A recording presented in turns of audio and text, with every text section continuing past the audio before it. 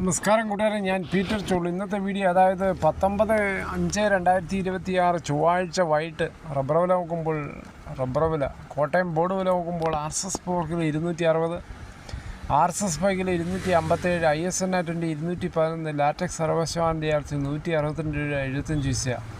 ഇതാണ് വൈകിട്ടത്തെ കോട്ടയം വില.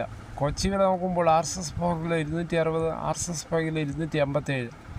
ഇനി അകർത്തല വില നോക്കുമ്പോൾ RSS പോർക്കിൽ 249, RSS ബൈക്കിൽ 246. വിദേശ വില നോക്കുമ്പോൾ ബാങ്കോക്ക് RSS പോർക്കിൽ 276.69, RSS ബൈക്കിൽ 276.25. ഇതാണ് വൈകിട്ടത്തെ റബ്ബർ വില. സ്വർണ്ണവില നോക്കുമ്പോൾ സ്വർണ്ണവില 1 ഗ്രാമിന് മുകളിൽ 70 രൂപ, 1 പവന് മുകളിൽ 600 രൂപയാണ് കൂടിയത്. 22 ക്യാരറ്റ് 14,395, 1 പവന് 1,15,160. അതുപോലെ 24 ക്യാരറ്റ് 15,704, 1 പവന് 1,25,632. അതുപോലെ 18 ക്യാരറ്റ് 11,778, 1 പവൻ 97,224.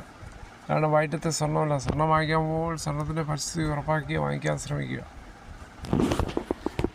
എന്തായാലും 102 സീറ്റുമായി അധികാരത്തിലെത്തിയ VD സതീശൻ്റെ മന്ത്രിസഭയിൽ പുതുപ്പള്ളി MLA ഉമ്മൻചാണ്ടിയുടെ മകനും ചാണ്ടി ഉമ്മനെ മന്ത്രിസഭയിൽ നിന്ന് തഴഞ്ഞതിൽ അതൃപ്തി.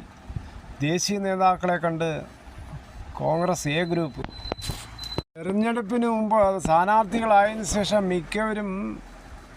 മിക്ക കോൺഗ്രസ് സ്ഥാനാർത്ഥികളും ഉമ്മൻചാണ്ടിയുടെ കല്ലറയിൽ പോയി പ്രാർത്ഥിച്ചിട്ടാണ് ഓരോ സ്ഥലങ്ങളിലേക്ക് പോയത്. ചാണ്ടി ഉമ്മനെ അവസാന നിമിഷം വരെ മന്ത്രിസഭയിലേക്ക് പരിഗണിച്ച് പിന്നീട് തഴഞ്ഞത് ഉമ്മൻചാണ്ടിയോടുള്ള അവഹേളനം. AK ആന്റണിയും AICC നേതൃത്വത്തെ അതൃപ്തി അറിയിച്ചതായി വിവരം. KC വേണുഗോപാൽ, ദീപാദാസ് മുൻഷി എന്നിവരെ ബെന്നി ബെഹനാൻ MPയുടെ നേതൃത്വത്തിൽ A ഗ്രൂപ്പ് നേതാക്കൾ കണ്ടു. രാഹുൽ ഗാന്ധിയോടും സോണിയാഗാന്ധിയോടും ഫോണിൽ അതൃപ്തി അറിയിച്ചിട്ടുണ്ട്. അതേസമയം അവസാന നിമിഷം വരെ ഉയർന്നു കേട്ടിരുന്ന തൻ്റെ പേര് ഒടുവിൽ മന്ത്രിപ്പട്ടികയിൽ ഇല്ലാതെ പോയതിൽ ചാണ്ടി ഉമ്മൻ പരിഭവത്തിലാണെന്ന് റിപ്പോർട്ടുകളുണ്ട്. കഴിഞ്ഞ ദിവസം അദ്ദേഹം മുതിർന്ന നേതാവ് AK ആന്റണിയെ വീട്ടിലെത്തി കണ്ടു. അരമണിക്കൂറിലധികം ഇരുവരും സംസാരിച്ചു. ജനങ്ങൾക്കിടയിൽ പ്രവർത്തിക്കാൻ മന്ത്രിസ്ഥാനം തന്നെ വേണമെന്നില്ലെന്ന് പിന്നീട് ചാണ്ടി ഉമ്മൻ പ്രതികരിച്ചു.